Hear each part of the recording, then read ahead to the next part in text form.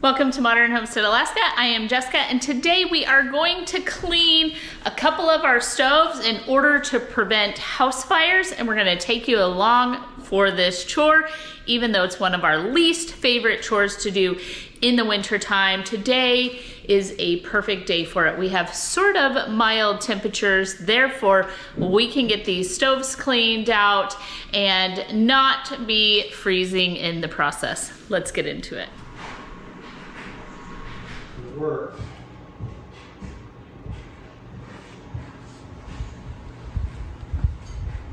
It's gonna make quite a mess, so I am gonna get everything cleared off. This part, Aaron already, he pulled out to see the ash and soot and things fall down the side there.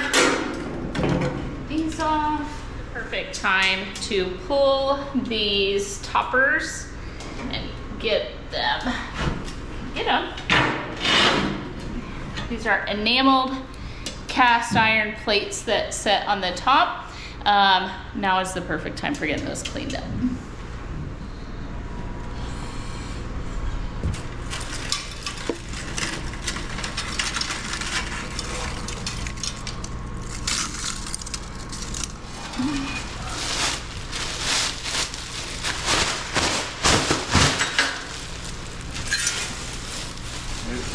Stuff all back here. Thing's pretty bad off. I think this is one of the worst we've had.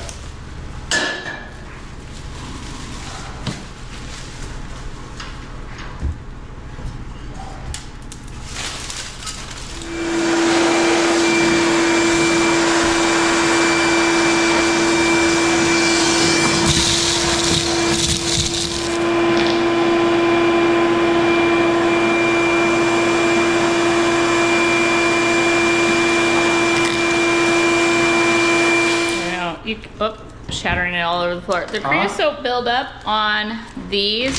So the original design of wood cook stoves, you would pull one of these plates and set the pan on it, and then you get the direct heat. The further from the firebox they are, the more buildup.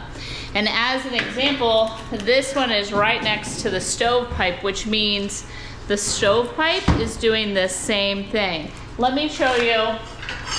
Right over the firebox, that's clean. So the way that we actually clean these is just swap them places.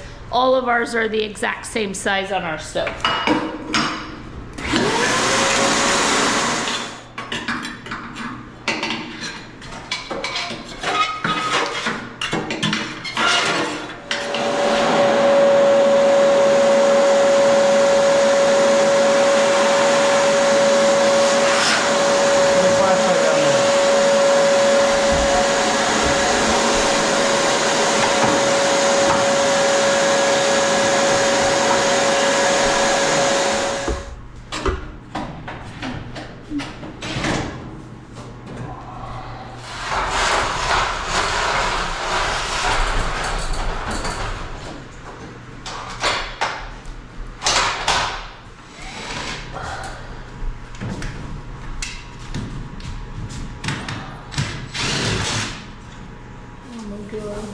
Alright, go up the ladder on the other side. Alright, hold the bottom pipe, actually. Which do you want? Let's just see, hold that bottom pipe. Fingers. Alright, grab that pipe. This? Yep. Let's turn it, walk out, we're going outside.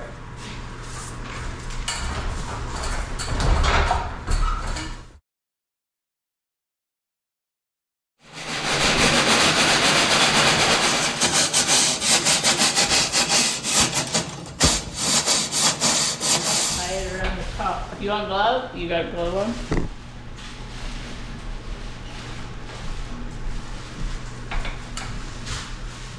Now I can bring this up and hold it tight up here.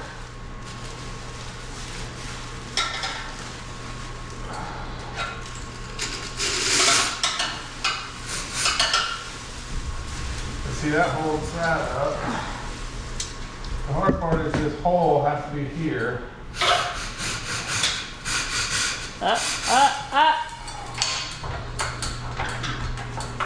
This is the worst it's ever been.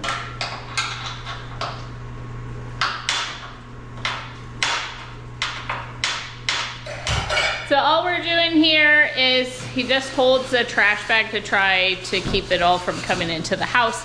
And we just poke a little hole in the side, and then he runs the brush up through it, and he scrubs at whatever length of that link is, whatever. And then we attach another one until we get all the way to the top, and we'll hear it actually hitting the stovepipe at the very top. Yep, ready? Can you hear that? So he's hit the very top of the stove.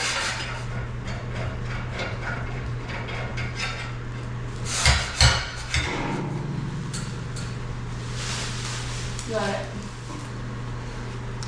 You can simply get things like this. We got this set, I think, at Lowe's. Home Depot doesn't carry them anymore up here. So we just got it at Lowe's. We have two different sizes. This stovepipe is what, 8 inches? 6, and the basement is 8. So we have 2 of these, but the rods that go in it, they attach to either size.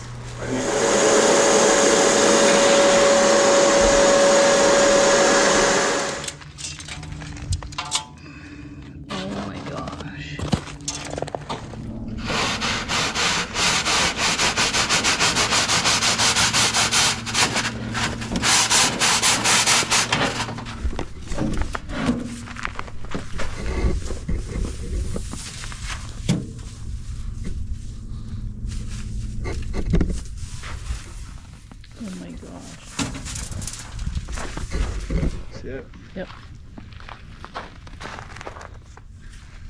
Shove it down in there.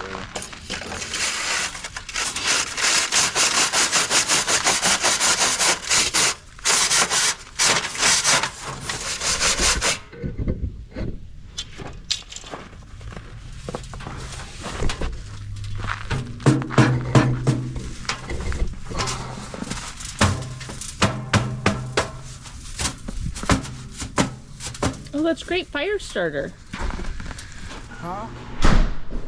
Why did I come in first? I know you saw them, you know, whipping with you, you do.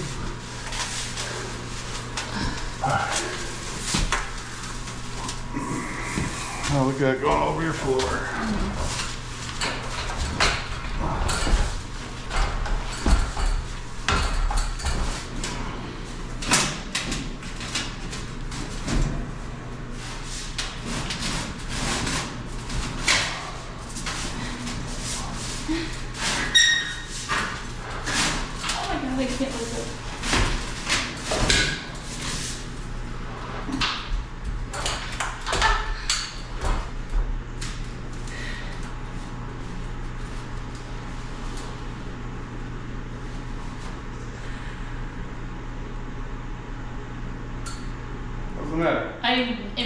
I don't like it up here.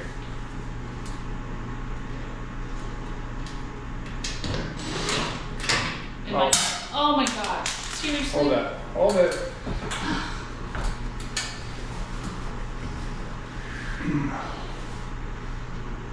Figure light.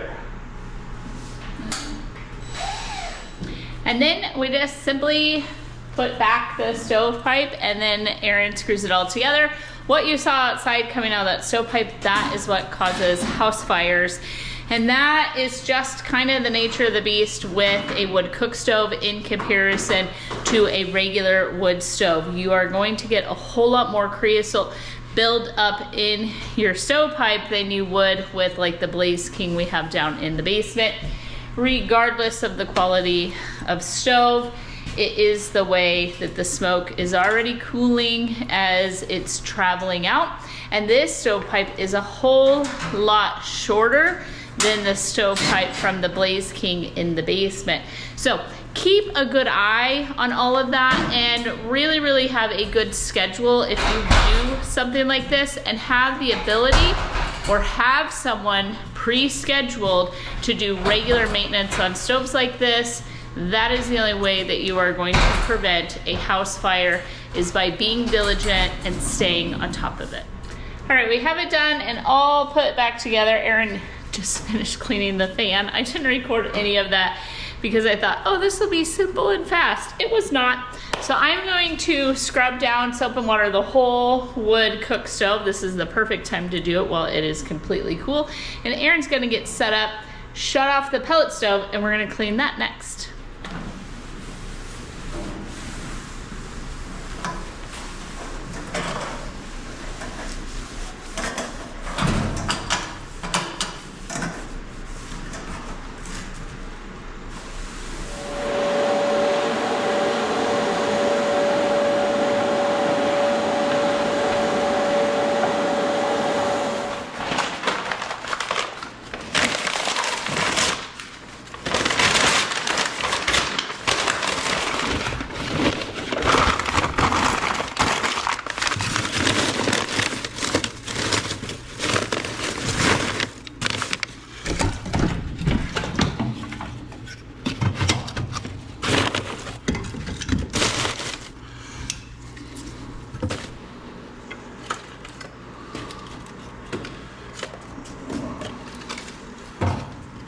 Build my little.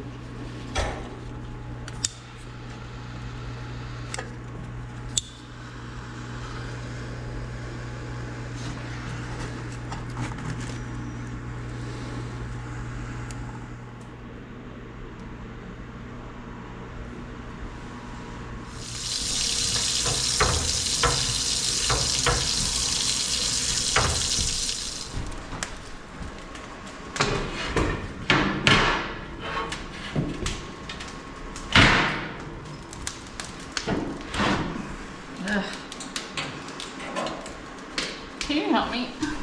Back. Every move it makes it does it too much. Right. That's close. That's open.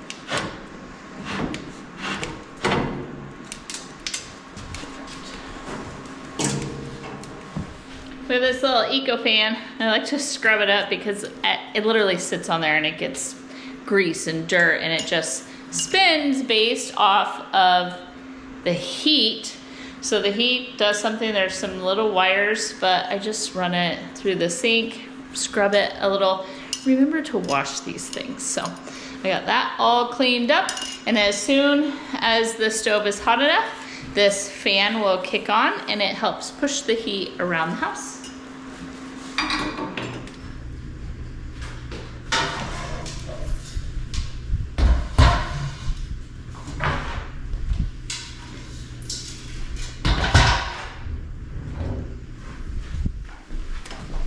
I got this entire space cleaned and mopped up.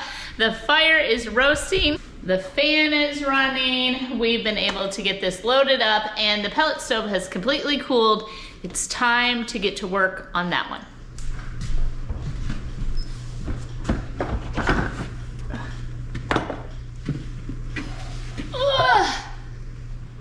We're gonna get started on the pellet stove. Erin's actually outside. This stovepipe direct vents out from the stove outside, and it's only about this long. It's super short.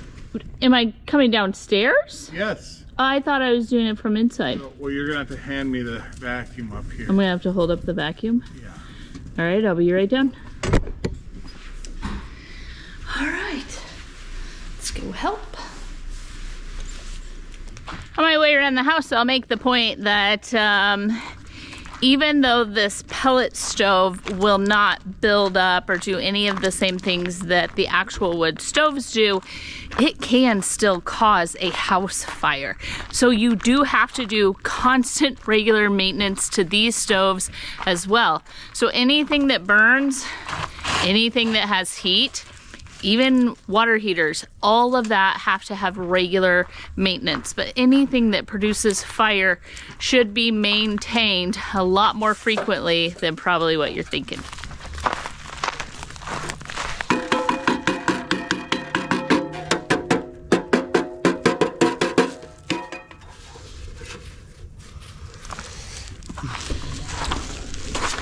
there's a whole lot less ash and soot, and because of the way that the wood is, there's not actually creosote in it the same as there is in wood. How do you say that? Creosote? Salt. Creosote. There's not creosote in it, it's just a powdery ash. On the other deck, we can just do this from the deck.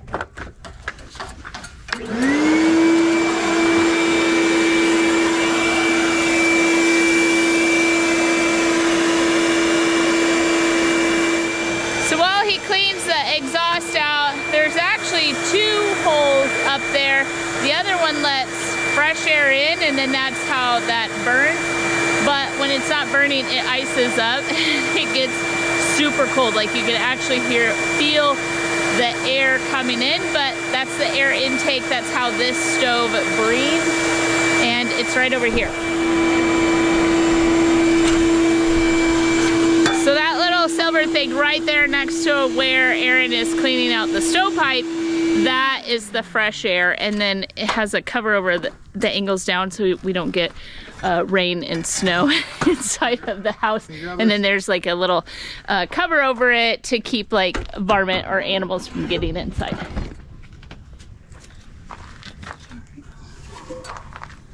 This a lot easier. What? This one's a lot easier, a whole lot faster.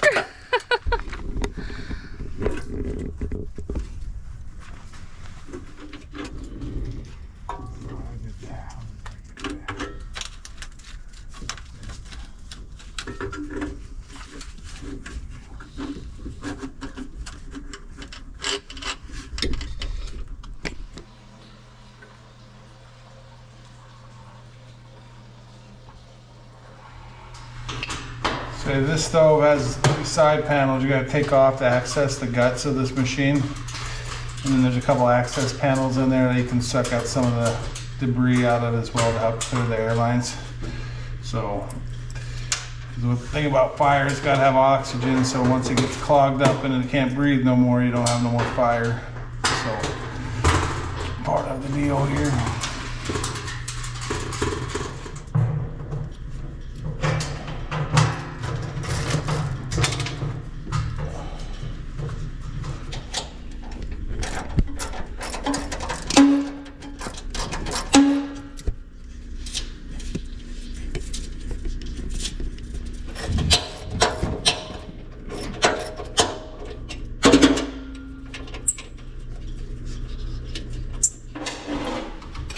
Is it easy to get in there? No. No, not for a guy myself. See? Well, if you get back there. I really can't. This little pocket's pumped full back. And that's right there, that's the cap you take off. Little tidbit on that tiny vacuum. It really is only used for the stoves now because it literally smells. Even when we change the filters, it still just smells like the smoke and the ash and the things from the fireplaces. However, that tiny little rigid, I guess, shop vac is fantastic. It's so easy to clean up in around the stoves and then get it into tight quarters like what he's doing right now. So if you are gonna live like we are with all wood, pellets, all of that, I highly recommend getting yourself something small, a vacuum like that, so you're not using your good house vacuum or your good big shop vac. We did use shop vac out there. We don't tend to clean as much wood and ash and those sort of things with it, so it smells fine. But this one, it always smells a little bit like fire. Well, you look comfy.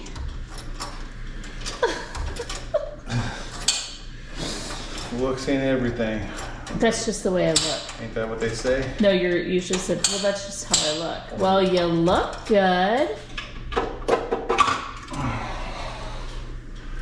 Now we're over to the other fun side. This side's worse than the other.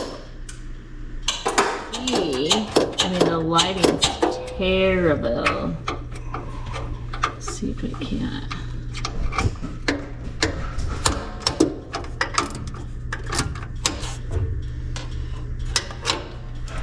Could they make the screws any longer? I know.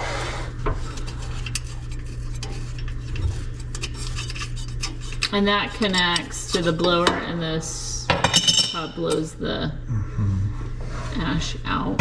Nice.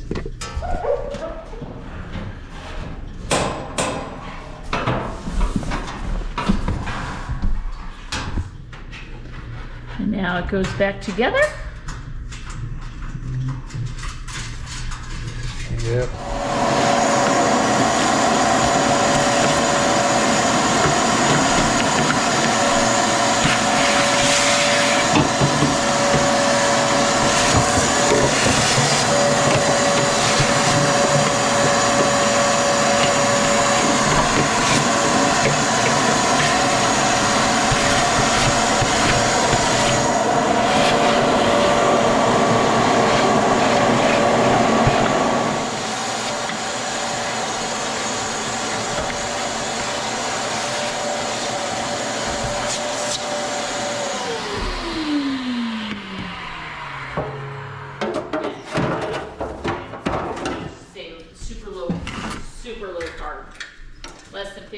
Aaron got this stove completely cleaned up and put back together. It was quick and easy. He is getting very, very good at it. We had to learn all of this when we moved here and had a pellet stove for the first time. We didn't actually know that those back parts were there that you needed to actually clean those out. So if you have a pellet stove, make sure you look up your manufacturer's instructions and see what you should actually be cleaning up. With that, we use this more in the summer and the spring. Summers can be very, very cool here, and unlike starting a fire, once you heat up that whole wood stove, it's gonna radiate heat all day long, and the house doesn't cool down at all. That would make it very, very miserable. So on nice, cold, rainy mornings, we will just fire up this pellet stove, let it run for maybe an hour or so. It takes the chill out of the air while we wait for the day to warm up. And so we use this a whole lot more those times of the year. I say all of that to say, we buy our pellets at Home Depot. They don't have pellets in the spring and the summer. They don't get them back in until early fall. And with that, we needed to buy pellets for the season that's coming up when we'll actually use this stove most. We store our pallets out here in the garage, our pallets of pellets. The first year we were here, the wood cook stove was on back order. We didn't even get that till January. So we lived with the pellet stove and the stove that was in the basement. And as a tidbit, our basement was not insulated, so half of what we were heating had no insulation. That was awful. It was awful, awful cold. So we went through 6 or 7 pallets of pellets the first year. We don't even go through 2 of them a year now. What Aaron did when he built this deck accesses the basement. It's my way of having inside access, and he put, are they called carpet dollies? Oh yeah. They're carpet dollies. He got them at the Home Depot. They are for rolling things around, and he attached them to the bottom of 2 pallets, and then they're able to slide underneath this deck, and then they're completely out of the way of the Argo and the things that we keep in the garage. We went to the Wasilla Home Depot, and they're either wet or torn apart, so they were actually out of pellets, and they won't be getting any until fall. So we had to run to Anchorage in order to get this pallet. So Aaron and I did that last night. No rain, no snow, otherwise we would have already had to have this unloaded. And how much does the pallet weigh? What does it weigh? 2,000 pounds. Yeah. These are 40-pound bags, and there's 50. 40-pound bags of pellets. Aaron and Wyatt are gonna get unloaded, and they just slide right under the deck. What's that to do for Matt? Huh? What's that to do for Matt? This one that's frozen now on Big Lake. Yeah.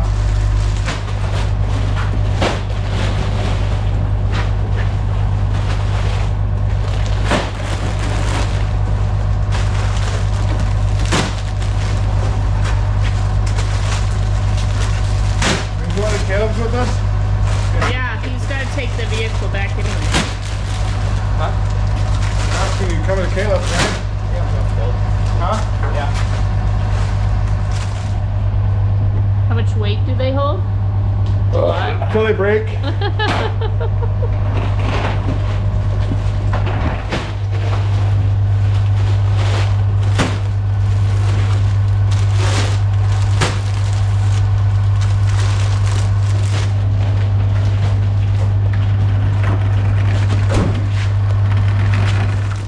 Well, there we have it. I am sure grateful that my husband and son at the last minute, he got called in to work today. I'm glad they were able to help and I didn't have to lift all those bags of pellets. So, anywho, thank you, Aaron, for helping me out today. He is a godsend. I have said it once, I'll say it 100 more times. I could not live on this homestead and do all the things that are required without his help. So it absolutely takes a family to run this home the way that it's designed.